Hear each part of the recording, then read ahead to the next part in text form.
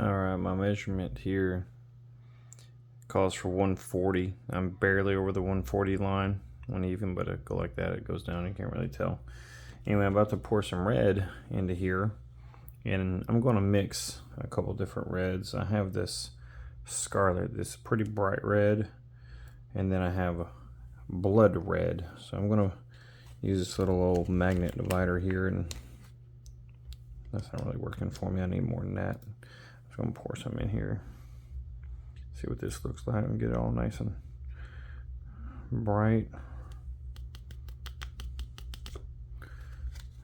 Alright. Oh, no, crap. I dropped it and it got all over me. Dang it. Ah. Well, I saved some of it. Oops. Humans, we make mistakes. Nobody's perfect. Alright, and then I'm going to put just a tad bit of this, because this is really going to darken it up some, because it's a darker red. Blood red. Sorry, I meant to tell you that. Let's put about that much in there right there. Ever so slightly, a tad bit more. Tad bit. And there you can see the colors. I'm gonna mix this up and see what it looks like. Let me get these out of the way so I don't get colored pigments all over the place. Let me brush that off real quick, sorry. Alright, I'm gonna mix this up and we'll see what it looks like.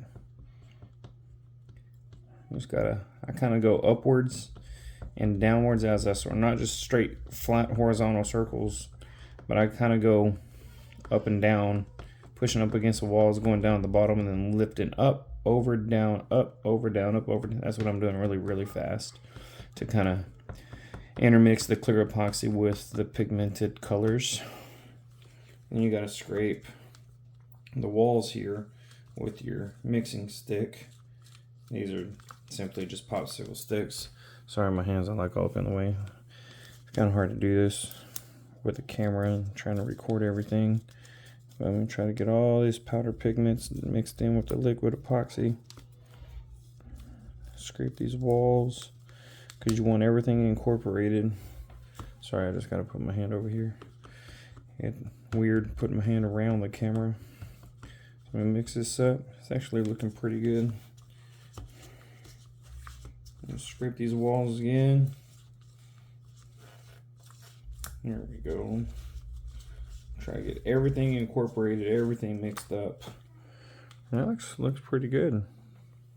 Kind of a little more red than I want, like pinkish. So I think I'm going to add a little bit more of this blood red in there to make it a little bit darker, because I don't like how light that pink is right there. Let me zoom in so you can kind of see a better color. It's a little too pink. That's where the scarlet came from. But that's why you go light, because if you go too heavy, then you can't take pigment out. But you can add more to it. So we're just going to put a tad bit more of blood red back in there.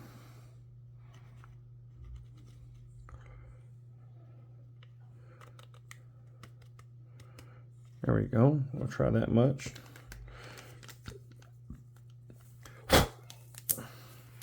And then we're going to incorporate that. I'm going to pause the video real quick while I mix this up, and then I'll resume, because I doubt you want to watch me mix. Alright, I'm back. Slide over this way so you kind of can see. That's a little bit darker. I like that. Not as pink, so we got a lot more red. And it's about time to pour, so let me get my hands up out the way, and we're going to pour it into this mold here. Clear off any epoxy on this stick. I'll just lay that there, and here we go. My hands are a mess. I should have wore gloves. Alright, we're going to go here. Sorry, the light's like being blocked. Watch, I want to zoom in. Let me try to get a better camera view here. There we go. Let's see if I can pour from this angle. I gotta get it even with that blue.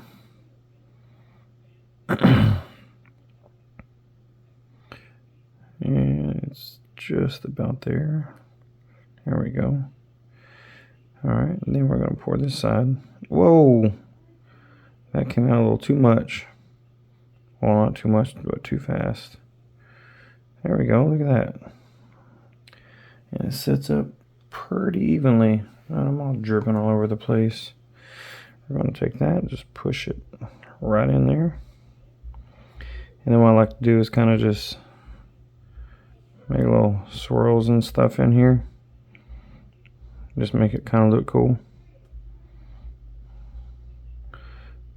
It's going to change though as soon as I hit it with the fire and the what do you call it, alcohol. You put the alcohol in there to pop the bubbles. It changes the entire look of it anyway. But there actually took a little less than 140 because I got about 10-15 milliliters left. Oh crap, I'm so sorry, I totally forgot to turn the camera to look at this one. I'm so sorry. Oops. Let's zoom out. See, it's kind of hard to do the work and operate the camera at the same time, but there we go. There's the whole thing. So I'm going to run through here real quick with the fire and pop any bubbles, but I need to clean this mess up over here that I made because I need to turn this and go sideways. So let me do that real quick. Stand by. All right, I'm back. We got that cleaned up. Got the cross turned. We're gonna pop some bubbles.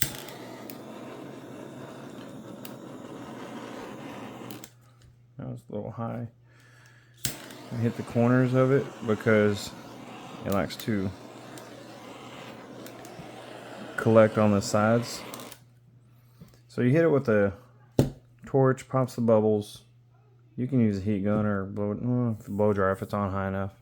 And then I'm gonna use 99% isopropyl alcohol. That's what's in here. Anyway, I'm gonna hit this real quick. Watch what happens. And it does this little cool exothermic reaction. You can see it moving. That's pretty neat. It's like my favorite part of doing these. And I actually had a little left over, so I poured it into this baseball keychain mold over here. Let me show you. I'm gonna hit it with it as well.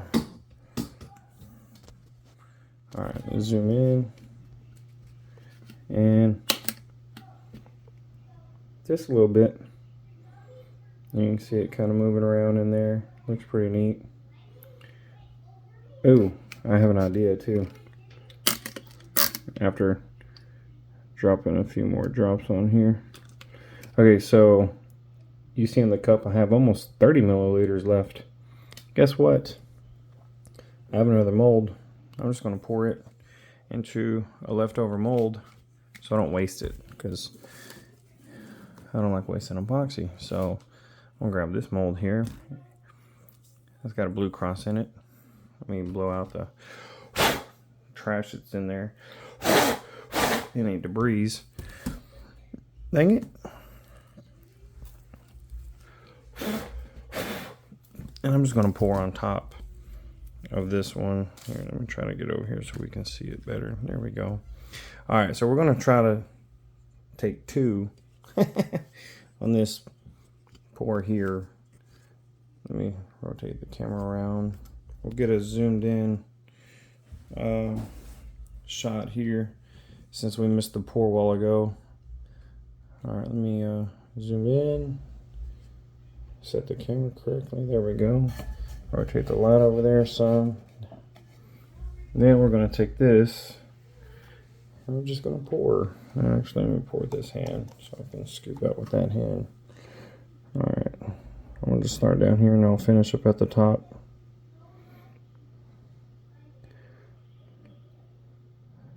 Yeah, there's not much. But it'll give me another little cool layer here.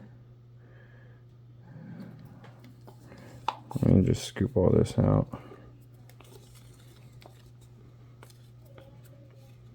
And again, I'm working around the camera, which is awkward. because I'm used to having my hands closer together, but there's a camera in between both hands. So it's hard to get all of this out, but I'm making it happen.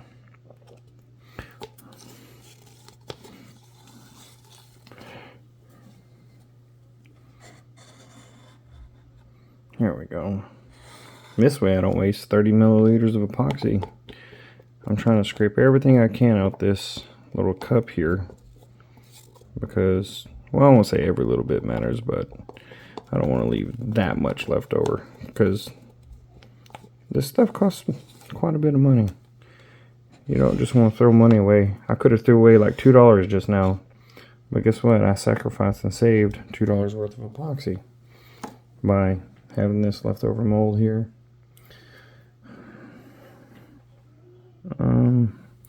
Well, that's not really worth saving. It's kind of hard to get that off there, but I'll just put that on there for now. And I want to roll this down so it gets on that bottom. Then we'll come back up, put it on here so I can self-level, and then we're going to hit it with a torch. Pop its bubbles. And then the coolest part, this is probably my favorite part, is spraying this alcohol on it. All right, let me zoom in so I can see the effects. Boom. Let me rotate the camera. 1 second, I gotta spray my hands off because I got epoxy all over my hands. I don't want to touch my phone and get epoxy everywhere. Okay, rotate this barely. There we go. I'll scoot that up just a tad bit more. There we go. And then we're going to hit this with the alcohol. Squirt. And then watch it do its thing. It's just kind of cool. I like it. Seeing it rotate and pop bubbles and exothermic reaction takes place. And while y'all watch that, I'm just rinsing my hands off again because I didn't get all the epoxy off. Next time I'll wear gloves. It's kind of hard to wear gloves though and operate a camera because the buttons don't want to move and zoom in and focus and stuff. Then over here on this other one, I want to pop bubbles again.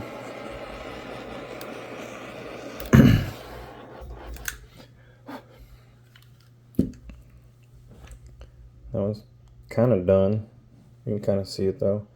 The black side on the right, it's just the shadow from the light. It's not actually that color. See, it kind of moves. That's just a shadow.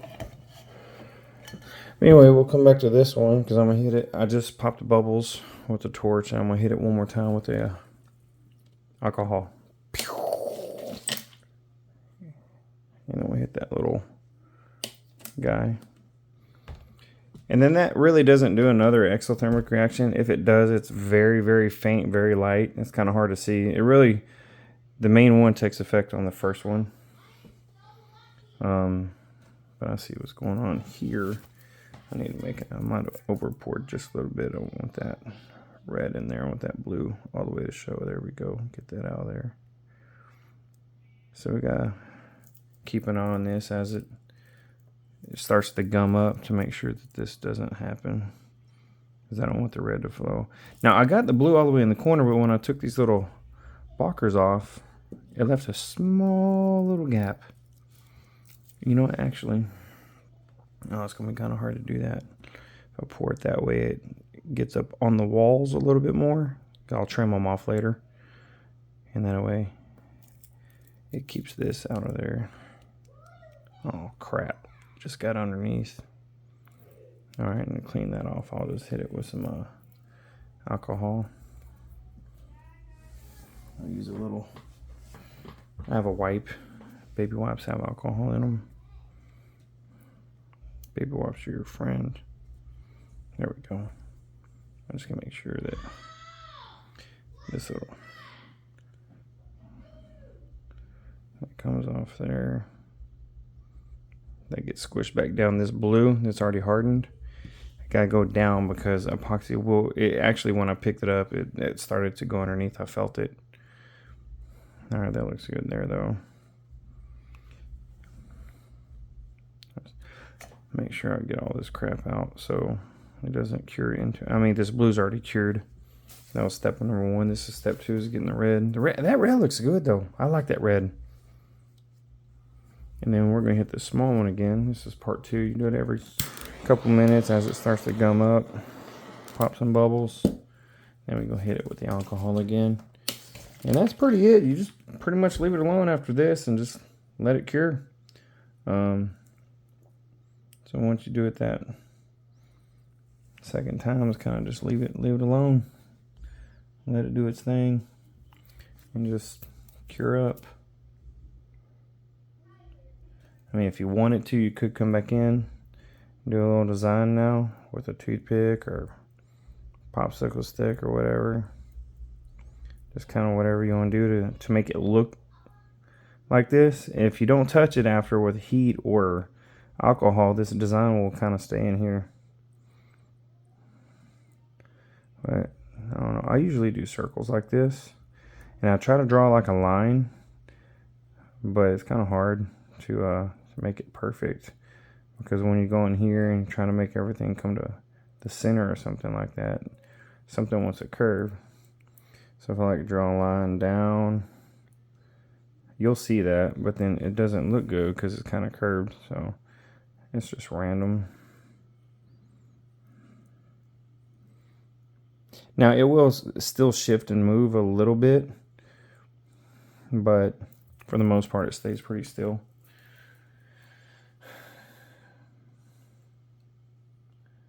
And yeah, now we just wait 24 hours and it'll be hardened and cured. It probably gums up in about an hour. It gets real gummy and not as runny, but it's not cured, and that's okay, because it takes time. Epoxy is not a fast setting thing. But you can see here on this one compared to this one, so this one's more smooth with the pattern. After hitting it with heat and alcohol, it's more consistent because we left it alone. And that's what I'm going to do. I'm going to leave this one alone, but this one I mess with, and you can kind of see the pattern. And then I just came over here to this little keychain that I'm making, and I just messed around in it. So you can see that this has been tempered. This one has not, and that one has. So there's that. This thing's gonna look cool though. So the next step after this, I gotta cut out the stars and stripes in white, and then I will place them in the blue and the stripes in the red, and we'll do a clear coat over that. That'll be the next step on this one. All right, well, thanks for watching the next step of this epoxy cross, American flag.